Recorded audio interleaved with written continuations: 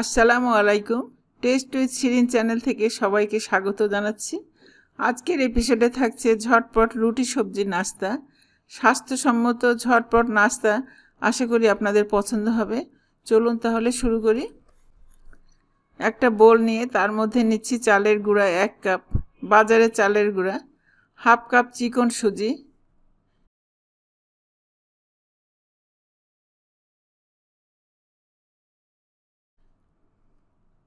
লবণ দিচ্ছি 1 চা চামচ।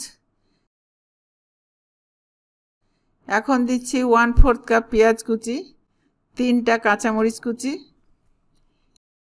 একটা টমেটো কুচি, দিচ্ছি গাজর ছোট করে কাটা 3 টেবিল চামচ, ক্যাপসিকাম 1.5 টেবিল চামচ, ধনেপাতা কুচি 2 টেবিল চামচ, গোলমরিচ গুঁড়া হাফ চা চামচ, হাফ চা চামচ চিলি ফ্লেক্স, 1/4 কাপ টক দই। টক দই না থাকলে অসুবিধা নাই, বাদ রাখবেন। দিচ্ছি একটা ডিম, আর দিচ্ছি লেবুর রস 1 টেবিল চামচ। এবার ভালোভাবে মিশিয়ে নিচ্ছি। ধীরে ধীরে পানি দিব আর নাড়ব। ডোটা একটু ঘন করে রেখে দিচ্ছি, আধা ঘন্টার জন্য রেখে দিচ্ছি।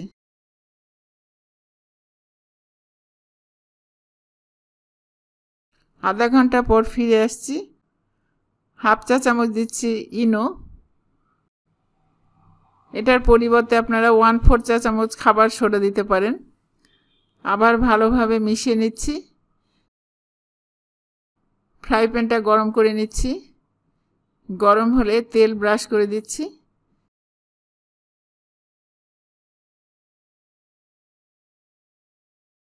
এবার ডো দিচ্ছি 3 চামচের মতো।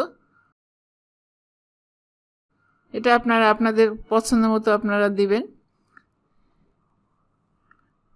এবার লো জালে ঢেকে রাখছি। ঢাকনা খুলে হাত দিয়ে দেখব, কাঁচা না থাকলে উল্টে দিব।